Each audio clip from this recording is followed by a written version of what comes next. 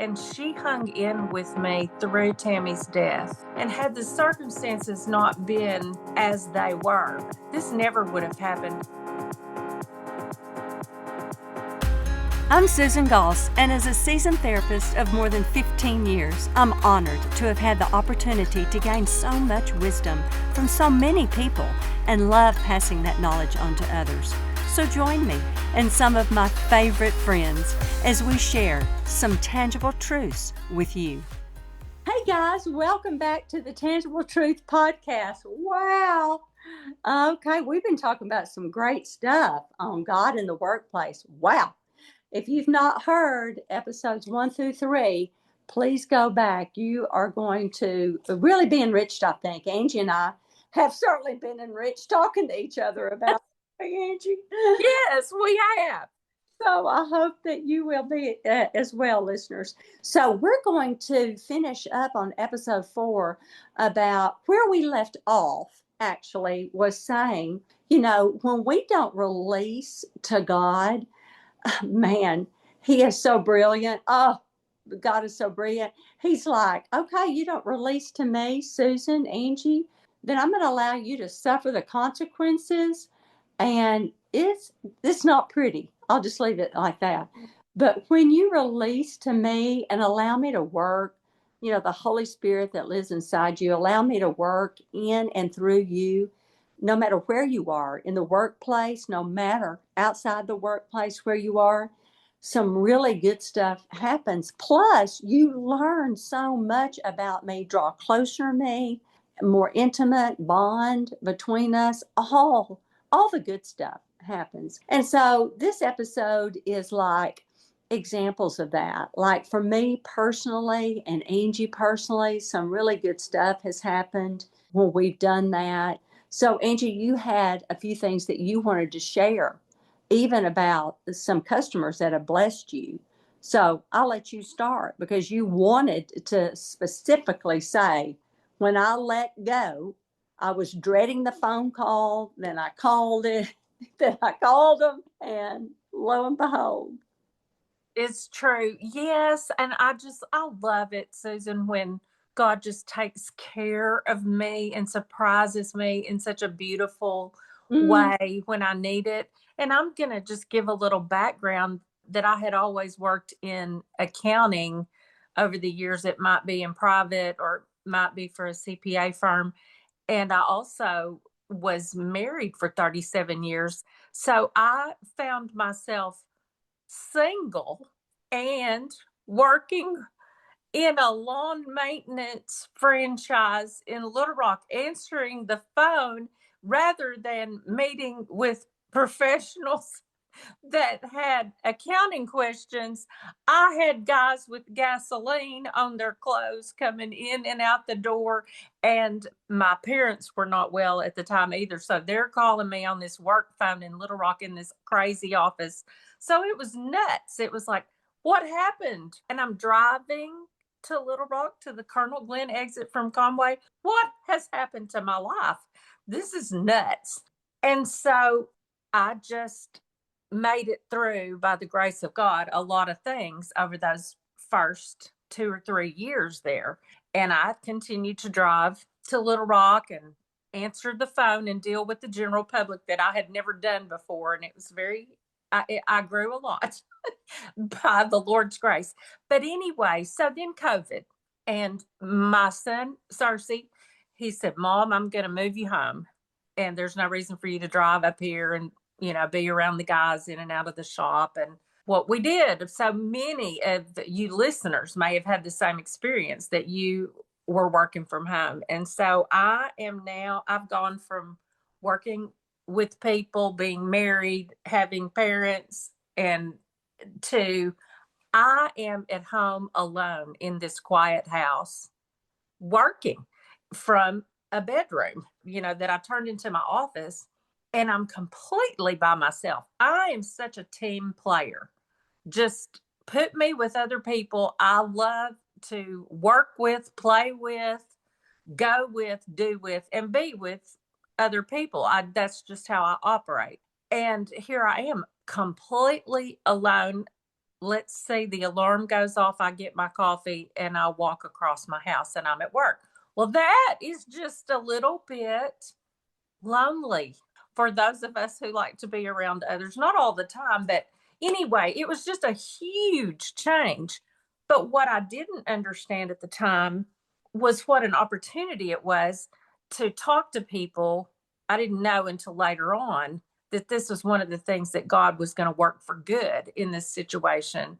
So I had the opportunity all by myself in my house to talk to customers about what was going on in their lives if they wanted to share. And you would know, you could just tell in the conversation, they want to tell me what's wrong because and God would make a way for, just, and it might be just a real brief thing, but for a brief moment they would share. And so that was all wonderful. And we talked about that in the first or second episode, that I'd had the opportunity to learn, about illness and death and difficulties in people's lives that you just assume are just customers. They're just going to work. And what happened was then my youngest sister got really ill. She was 6 years younger than me, Tammy. And I had this customer that I talked to a lot, and I always was praying about being patient with her because she kept me on the phone too long when I was trying to get my billing done and all that. But I found out she was a nurse and she had lost her husband, and she had all this knowledge about several medical issues that were pertinent to what was going on with my sister at the time. Well, she remembered Tammy's name. She started checking in with me while Tammy was in the hospital to see how she could pray for my sister. This is a customer from the business that I work for. And she just the Lord blessed me so much through that. And she hung in with me through Tammy's death. And she would even text me after she passed away and just say, I was thinking about you and thinking about your sister Tammy and her beautiful life. I just can't tell you what a blessing that was. And had the circumstances not been as they were, I'm at home alone so that I can have conversations with strangers over the phone that become intimate and things that I can turn around and pray about. This never would have happened, but it was the most unexpected blessing. And it was so beautiful. And she specifically knew what we were going through because of the particular disorders involved, in her illness and all that. So anyway, I just had to share that. And that's just one of many, but it just was completely turned around and God used it to bless me. And even though I didn't think I could be seen all alone in this house by myself, God saw me, used this woman that I would not know if I saw her on the street today. I wouldn't know her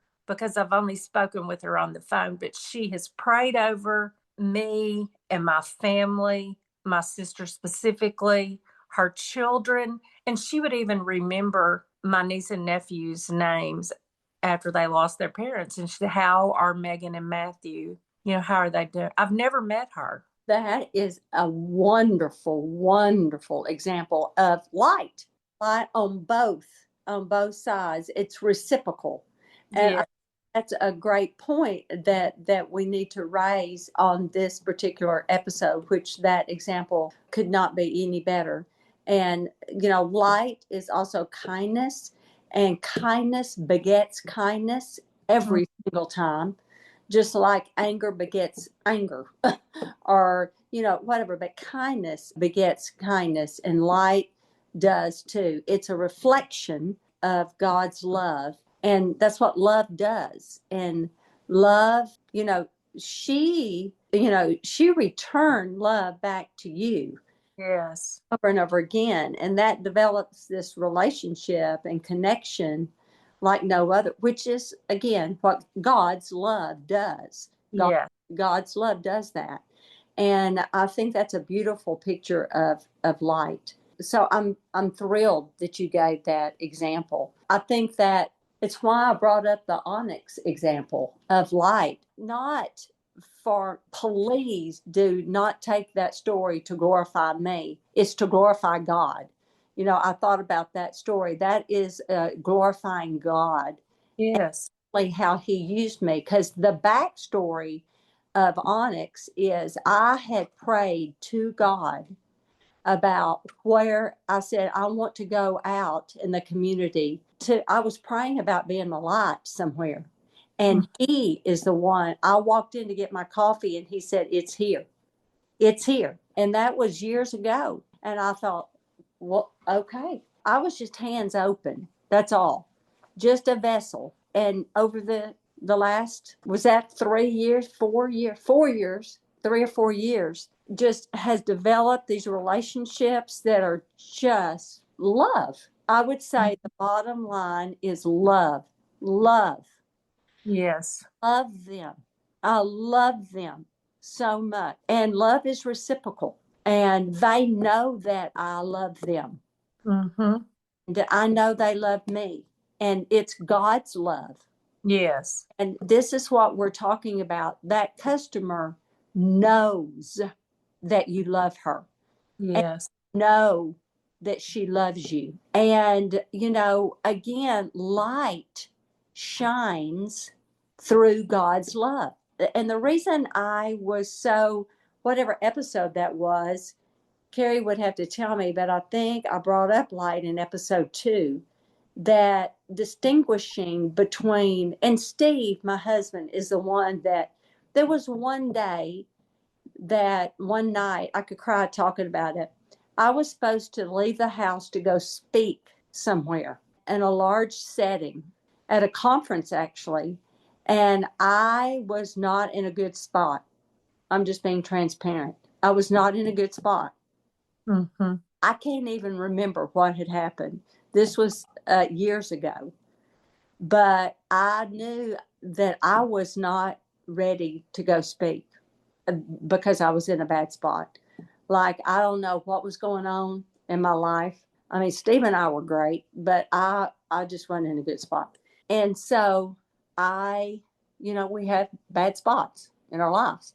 Yes. So I said, I just don't know if I can go to this conference and speak. And Steve looked at me and he said, "Susan, you're not the light. There's only one, the light. We're called to be light." We're not talking about it. We're called to be light. Now get in the car and go speak. He, Oh. he will speak through you. And I said, "Well, okay. I will. Thank you." Oh. I prayed in the car all the way there. "God, please forgive me. And you are the light. And thank you for using Steve." And that's when I started praying. I know my lips will be moving, but speak through me. Mm-hmm. And he did. And Angie, that's why I told you this morning, when you're in a bad spot, you got to put it in a box. That's right. Not bury it. You can deal with it later, but we're in a bad spot. But it doesn't mean we can't be the light for the podcast, or the light when we do conference, or in the workplace. God will use us. He will. He's Try. That's okay. But it's a great challenge that God is up to. If we're not, He is, if we're willing. That's right. And what Steve said is so good. We are not the light. We are just light. Yeah. And the light will shine through us if we just go forth. Yeah. Makes me think of the favorite verse podcast when we talked about my favorite verse in Philippians 3 of just persevering. Yes. Yes. Keep persevering. 100%. Okay. Well, I'm worn out now. Well, But that was so good. thank you so much for doing these podcasts. And it's been great. And we could do some more, I'm sure. But thank you for doing the month of January. We appreciate it. You're a favorite for the podcast and our listeners, and appreciate it. So we love you. And listeners, we love you. And thank you for listening. Ask God to work in and through you in the workplace, no matter where that work may be. Do it as unto the Lord. And I have to leave with one of my favorite scriptures that I pray over Tangible Truth Ministry all the time is commit your work to the Lord and He will establish it. He will establish it. And I love it so much because it takes us out and allowing Him to establish our work. So, Proverbs 16:3. We love you. Bye bye.